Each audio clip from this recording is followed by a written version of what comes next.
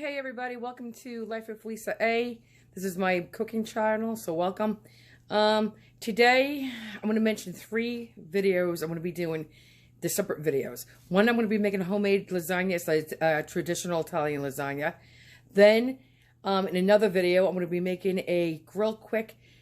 You could do it in the crock pot, you could do it on the stove top. If you do it on the stove top, it takes 30 minutes. If you do it in the crock pot, you can make it short or low or high. But I'm going to do a creamy potato soup because it's snowing where we are. And it's going to snow for 3 days. So I'm all ready and hunkered down and batten down those hatches. And then the third recipe is going to be a chicken and dumpling recipe. I'm going to be doing mine in... I'm trying to think. Oh, I'm going to be doing mine in the oven. But I'm going to show you how you could do it in the pressure cooker or how you could do it on top of your stovetop. All right, but this video here today is just going to be strictly lasagna. And I'll leave the other links if you're interested in here below somewhere there in the descriptions. All right, see you soon. Today, correction, my husband just corrected me. I'm going to be doing my granddaughter, who's 9, soon to be 10. Her name is Gianna Marie, and I miss her so much. I'm going to be doing, she got an international cookbook for Christmas from Santa Claus. So she gave me a recipe to make Mexican pudding today. That's what I'm going to be doing. All right, bye. And I just wanted to say, today I have such a nasty migraine, and it feels like a hangover type headache, and I don't drink. You know, like back in the days when you were younger, if you drank too much, we get that really nasty hangover because I have sinus issues. Then I got a steroid injection in my bursa sac on my, outer hip area on the thigh. And oh my goodness, I'm having such a reaction. Blood pressure's up, flushing. So just bear with me today. All right. Guys, here's just a quick peek. I'm not doing tomato gravy today or tomato sauce. If you want, I will put a link. I have a simple tomato marinara, and I have a chopped meat gravy. This today, for the lasagna I'm making, it's just chopped meat. That's mixed like a meatball. I put, like Italian cheese, garlic powder, a little garlic. I put parsley, egg, a little pinch of ketchup, breadcrumbs, water, mix it together. So it tastes like a meatball. And then I took about a pound of sausage. Sorry, my camera's getting foggy. I took about a pound of sausage, took it out of the casing, and just, started browning that. And then I just stir them together. I did not mix them together today. Usually I mix one big meat mixture. Today I did not. So, and that's it. But I just wanted to say it smells amazing. I just wanted to say, if you're making the gravy, this you definitely want to brown. I'm worried about it's going to be undercooked because it's going to cook anywhere from an hour to 2 hours in your tomato gravy, tomato sauce. I'm saying just cook it because you want it to get brown because that's what the flavor is. Brown is flavor. That's why I want this to be really brown. So don't forget, I have the seasoning, the flavor of a meatball going on, and I brown my meatballs in a frying pan on all sides. That's delicious flavor. Guys, I don't want to show how to make a gravy recipe or a tomato sauce recipe because I already have it, but my husband, so I'm not feeling well today, did chop up my onions for me. Because I'm making gravy, well, tomato sauce, so I'm making homemade lasagna. So, I thought I would just show it. Okay. And then I'm going to add garlic. Then I'm going to add my crushed tomatoes. Well, no, I'm lying. My tomato paste. Cook it down a little bit. Then I'll add a little red wine, a little beef broth to this. I have fennel seeds. If I want to bring home that sausage flavor a little bit more, I'm sorry about that. It's fogging up my camera. I will add more fennel seeds if I want, like I said, a stronger sausage flavor. I don't know yet. And if you're a vegetarian and you like that sausage flavor because you used to eat it and you miss it, just add fennel seeds to your tomato sauce. You'll be fine. And then I'm going to add, I said the wine, the beef broth. Then I'll add my crushed tomatoes. And then a little bit of water. My basil, salt, pepper. And that's it. I'm not going to do any kind of Italian seasoning or oregano or this or that. We're going to call it a day on that. And I'm going to cook it for about 2 hours. You don't have to. You could do an hour. Actually, you could do 45 minutes. But you just want to cook that tomato gravy out. And the longer you cook it, the better it becomes. Guys, I'm sorry. I had to come back and say, if you're going to do the garlic, and make this, do not burn your garlic. If you do, you make it really bitter. And anything you put in here is going to taste bitter. And you ruin your, so at this point, if you burn your garlic, dump it out, stir all over. Otherwise, you will ruin your tomato sauce. So this is it, guys. I'm just going to, like I said, do what I said. If you want the full recipe, I have 2 recipes out there. One is for chopped meat gravy. One is for a regular quick marinara.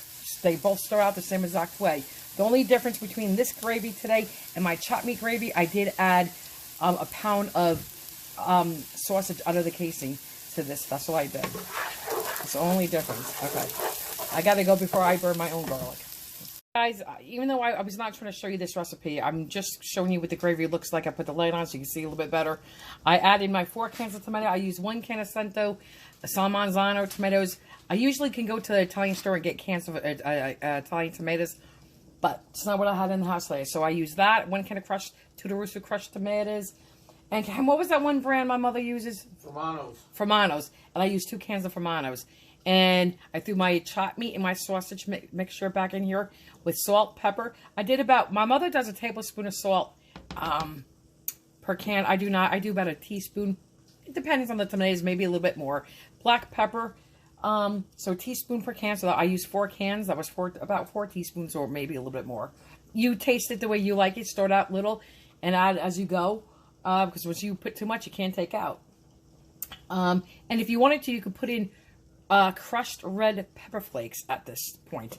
And, oh, I just spilled. And what my mother does, she puts in a little cheese rind from Locatelli cheese, a Pecorino Romano. All right.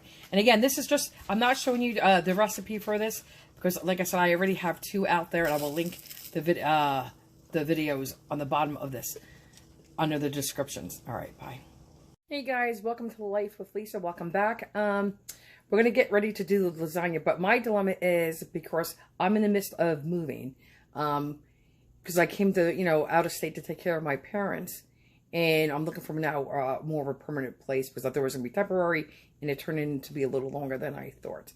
So long story short, I don't have, you guys know who Ina Garten is. She's from Food Network. She has that big roasting pan. I usually do a lasagna in that, and that's a huge one. 16 by 13 by It's 16 by 13 by, I think, like 4 inches, and I could get like maybe 7 layers of lasagna noodles because I'll make a big one. Then I have something when I want to cut back a little bit, a 15 by 13 by 3 or 4 inch one. I don't have that either. I have something with me, but it's too narrow. I mean, it's not deep. So I'd rather do mine in a bread pan, like a baking bread pan, because it won't be as wide, but it will be more lasagna noodles, more stacked, and we like this stacked. So I'll make a couple trays of those. All right. And you could use whatever you have home that you want. If you only want a 3-layer lasagna, do a 3-layer lasagna. If you want 5 or 6, then you have to get something deeper. All right. We'll be back. Guys, I'm just showing you the water for my lasagna. I'm only doing 1 pound of lasagna. Usually I do 3 or 4 pounds. But I salt my water really, really heavy, like to see. You have to. So I'm going to be watching how I'm salting my water like that. So I apologize if you didn't see too clearly, but I didn't want to oversalt it. Now listen to me. I'm going to tell you something real quick. You do not ever put oil in your macaroni or your pasta water. And when your macaroni is cooked, I don't care what Rachel Ray does, you never put butter or oil on your macaroni and then put your tomato gravy, your tomato sauce on top. You don't do that. However, when you're making lasagna, then you can put some oil in your water. Why? Because you don't want it to stick. So let's put a little oil in. There. That's plenty of oil. Otherwise, if you don't, the lasagna noodles will stick to each other and then rip apart when you try to separate them. And the minute the lasagna noodles are cooked, when they're piping hot, I mean, literally, I just drain them in their, in the strainer. I don't rinse them. I work with them piping hot, and I put them all along my pot or my strainer so they can cool off. And if you let them sit and cool down, then they can stick together. So my hands already have that asbestos on the fingertips where I really don't feel the heat like maybe you would. But if you have to wear gloves, wear, gloves. Guys, I know what else I forgot we're going to be making. Biscottis, homemade biscottis. Biscottis, it just means twice baked. Because you're going to cook them, you're going to make your dough, you're going to divide it in half like a rectangle, bake it in the oven, halfway, take it out, and that's when you're going to cut your biscottis on that angle, on the bias, and then put them back in the oven for like another 20 minutes or so to cook. And there's so many flavors we could do. I'm just making almond, but Ken, I'm recording. We could do so many different flavors. I like, I'm going to be putting dried cherries in with my almond today. So look forward to that. All right, bye. Okay, guys, we're ready to assemble the ragout filling for the lasagna. I use Palio. If I'm at the Italian store, I will get the Italian, like, ragout. I can't pronounce that. Pronounce that for me, please. Impastata. Say it again. Impastata. Impastata. You heard my husband. That's a tricky one. That's how I make my cannoli filling. Why? It's drier. It doesn't have. It's a commercial brand. It's not something you could get at the grocery store. It doesn't have all this liquid in it. But I love Palio because I like the flavor of this. This brand here makes their own ragout. I don't like it. It's too sweet. Very sweet. Very, very sweet. So anyway, you use what you like. I want 3 pounds. I don't think, guys, you're going to want 3 pounds when you do your 1 pound lasagna. You could get away with 1 pound of ragout. Maybe 1.5 pounds. But I like mine to have a lot of ragout. So I think, you know what, you could definitely get away with that. If this is 1 pound, but then no, I think you would want at least this size container, 2 pound size container. Okay, let me get this out.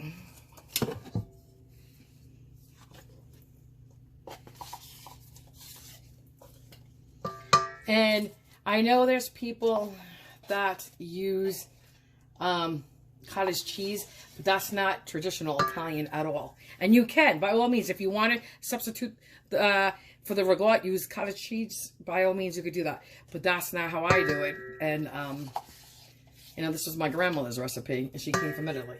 So, that's that. I'm going to, now listen, my daughter grades a little fresh garlic in here. I'm not today, but I am going to add a little homemade tomato sauce, tomato gravy in there, which does have garlic in there. So, I always do this part. It's like adding ketchup as my secret ingredient. And again, I think my grandmother or great-grandmother started using ketchup as a secret ingredient when they didn't have tomato paste. Because a tomato is a tomato, right? Same thing. Okay, excuse the arm. I'm going to put some salt. Let me put the light on for you guys. Hold on. Some salt. Some fresh black. Well, let's do the parsley first. Okay. This is just dried parsley. You could use fresh. Okay. Be careful when you use dried because it is stronger. Now, guys, I call this Locatelli because the brand is Locatelli. This is Pecorino Romano. You could use Parmesan Reggiano cheese in here. When I have a crock pot version, I do. And in that one, I do add Parmesan Reggiano. But for my traditional Italian lasagna, I only use Pecorino Romano. I do not use Parmesan Reggiano, but you can. And I use a boatload of this. So, at least 1/2 cup. I'll probably do 3/4 cup. Okay. Now, you could use a whole egg. You don't have to put in an egg. You could put in 2 eggs. I'm just going to use the egg yolk. So, I'll show you how I separated it. Okay. I just put it in my hand, let the yolk stay here, and let the whites drip into the sink. If you want, you could save your yolk. But I mean, not your yolk, your egg white. But what are you going to do with 1 egg white? So, okay. Now, let me just rinse my hand off. I'm going to put in black pepper. I'm going to first stir this with a spoon, but then I'm going to go in with the beaters. Okay. Now, guys, even though I have a raw egg yolk in there, I will taste this. I'm not afraid of salmonella or egg yolk. These are fresh eggs. I'm not worried about it. So let me just beat this real quick, just like this. For about maybe 2 minutes. I'm on medium-high.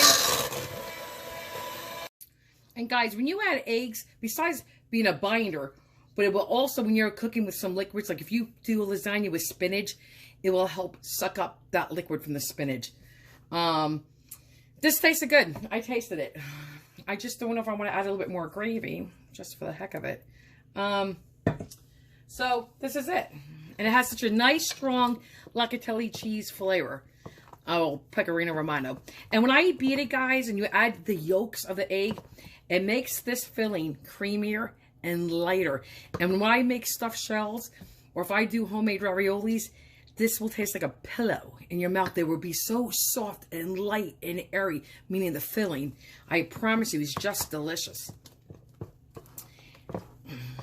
Okay, so that's it. Now this is the filling, and then I'll show you how we assemble it. Guys, the minute I strain my water, when this is piping hot with all the steam coming out, like I said, I take it and I separate it and I put it on the side of the pot. Whatever I have, I have some hanging on the strainer too, but I just hang it on the side so they don't stick together. And this box, this was Ronzoni I used, lasagna noodles. The box said cook for 10 minutes. I cooked it for 5. Only because you don't want to cook it completely, because you're going to cook them in the oven and you'll make them, you know, soggy, if you will. So you definitely want to shorten your cooking time when you make homemade lasagna. All right, so I just wanted to show you that because that was important. So, all right, let me get the pans ready. Oops, sorry. Guys, 2 things. If you use something like this, or you could get the disposable throwaway loaf pans, you can assemble this, right? The whole lasagna, wrap it up really well, and stick it in your freezer. And then when you want, you can take it out and then cook it in the oven when you're ready to use it. So I guess you could freeze it too once it's been cooked, but what I do is I'll assemble it, get it ready, and then stick it in the freezer. You can either take it out, let it get room temperature, or you can stick it in frozen and just increase the cooking time and lower the temperature a little bit. Okay, so now these noodles, right, won't fit in here because I don't want them to go up the side like this. So what I will do is I have 4 stacked, so I'm just going to show you like really the one layer. I'm going to measure it in here the way I want it, and then take scissors. These are just kitchen shears, and then just snip it. I'm going to go a little longer just so I don't cut too much off. All right, then that's perfect. Okay, this is what we do next, and I'll show you. Okay, guys, let me put the light back on. Well, let me just show you. We're going to take some gravy. I made homemade gravy. There's some little chunks of tomatoes in here because I use San Marzano whole tomatoes, and I squeezed them by hand. Okay, I did not use a blender. So you got to sauce up your bottom of your lasagna pan. Put the light on for you and move this. Okay. Okay, well, just like that. I want to make sure. Let me let you look in. Okay. Now I'm just going to put a little bit. When I say locatelli cheese, I mean Pecorino Romano. Just a little locatelli cheese, just like that. Then the noodles we cut, right? We're going to put them in. This is going to fit 2. Okay? But this is going to be thicker. I'm going to give one to my father and my mother and put one in the freezer for Ken and I. But this is it. So now, guys, I'm going to use a spatula or this spoon. But you could use, listen, if you wash your hands thoroughly, God gave you clean fingers for a reason. You could use your fingers to squish, you know, smear it in. And you use as much or a little of this as you want. This is, oh, you know what I sometimes do? I sometimes throw mozzarella in here. Don't need to, but, you know, sometimes I do. But we're going to put mozzarella definitely on top of this. Okay, so now let me get something smaller. Okay, so now we're just squish it around. And again, you put as much of the ragout filling as you want. Get it everywhere. Okay.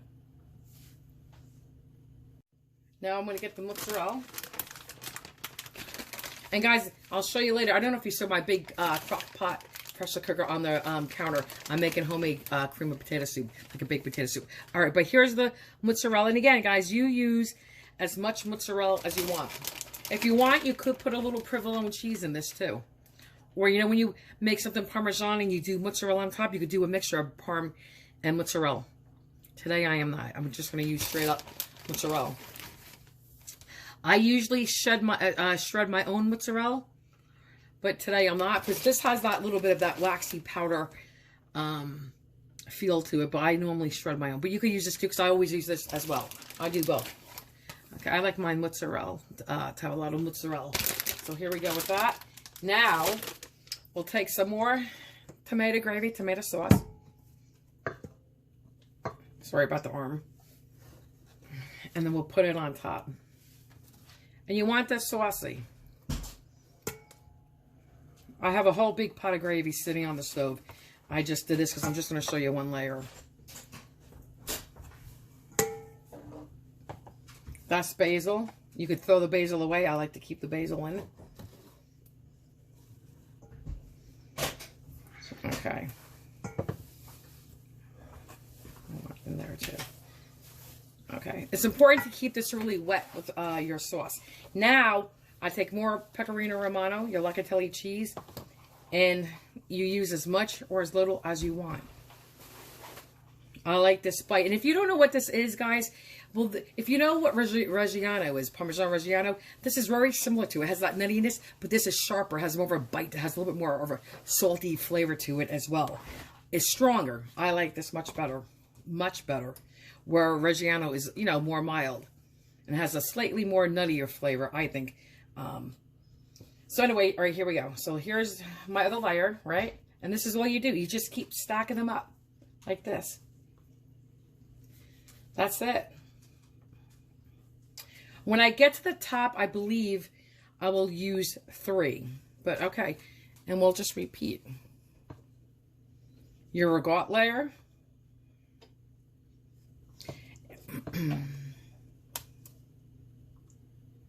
Again, you use as much or as little as you want.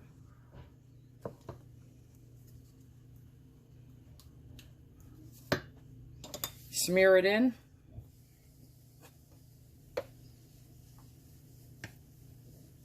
And this is your true blue, authentic Italian lasagna.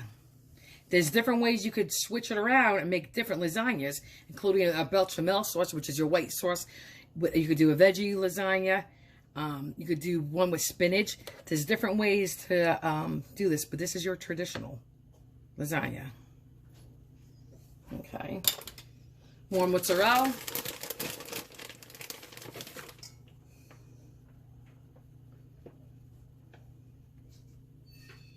I'm going to use a little bit more.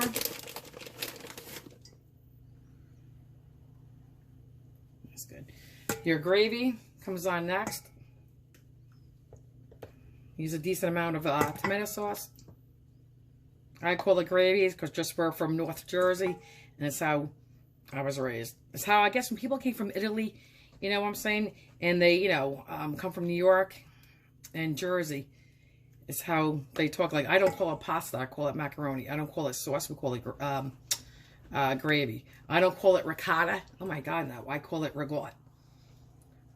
Okay. I don't call it, I don't even know how people call it mozzarella. It's mozzarella. Oh, locatelli cheese.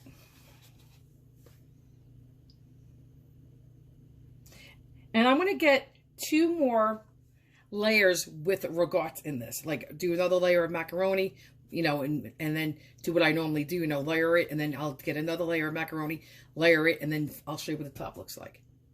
Don't forget, guys, this is the sausage chopped meat gravy. Chunks of sausage, and they taste like meatballs, the chopped meat part. Okay. Okay, guys, we're going to take the rest of some of this tomato gravy. I'm going to put it on here. And then I'm going to sprinkle it with more locatelli cheese. And then I'm going to put a little mozzarella, and I'll show you what it looks like. Okay, guys, I'll put the gravy. Oh, guys, I did 3 layers on the last layer. You saw that. But I did not cut them. I let them, you know, they pretty much, when you rise up and up and up, it pretty much starts to fit the pan. So I did not have to cut those. So this is just the locatelli cheese.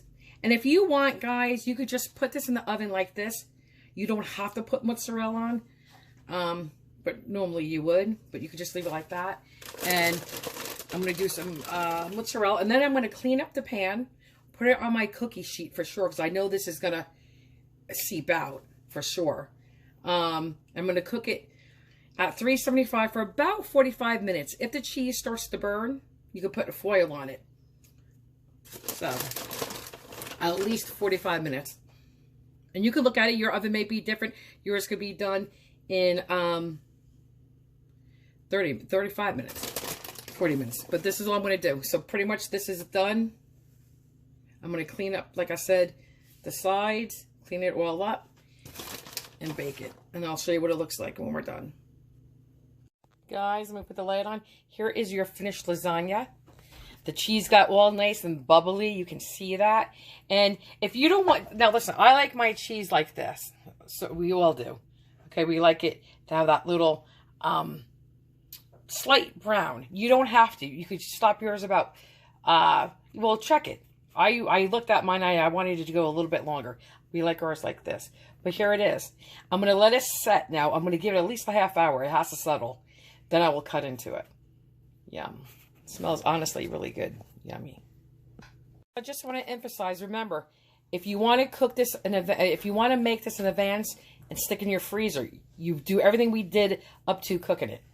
So you assemble it, wrap it up with cellophane, saran wrap, foil, and then stick it in your freezer. Okay. Guys, and here is the lasagna sliced. Okay. Now, we rushed this. Okay, because I know when I said I was going to let it set and harden up.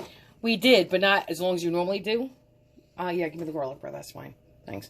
And we have a little bit of a side salad, too, and garlic bread. But I'll tell you what, it is delicious. My husband already, he was hungry. He didn't want to wait. So we dipped into it early. Look how magic. We got 2 slices of garlic bread now on that plate. So anyway, you can see it. And it always, trust me, it always, but you know what? I like lasagna the next day. For some reason, doesn't lasagna, no matter what, always taste better the next day? It really firms up in the refrigerator and just gets those flavors just meld even more. It's just awesome the next day. But this is delicious tonight. And I will take a bite for you. And my God, honestly, my mouth is starting to water. I don't know how good this is. And if you, like I said, if you wanted to, you could put provolone cheese on there too. All right, let me just get a bite in. Okay, guys, ready? Here we go. Oh my God. What can I say? Guys, it is so good. Why wouldn't it be? And I'm not bragging on myself because it's my grandmother's recipe. But why wouldn't it be good? It is delicious. There are no words. It's to die for. Try it. You will not be disappointed, I promise you.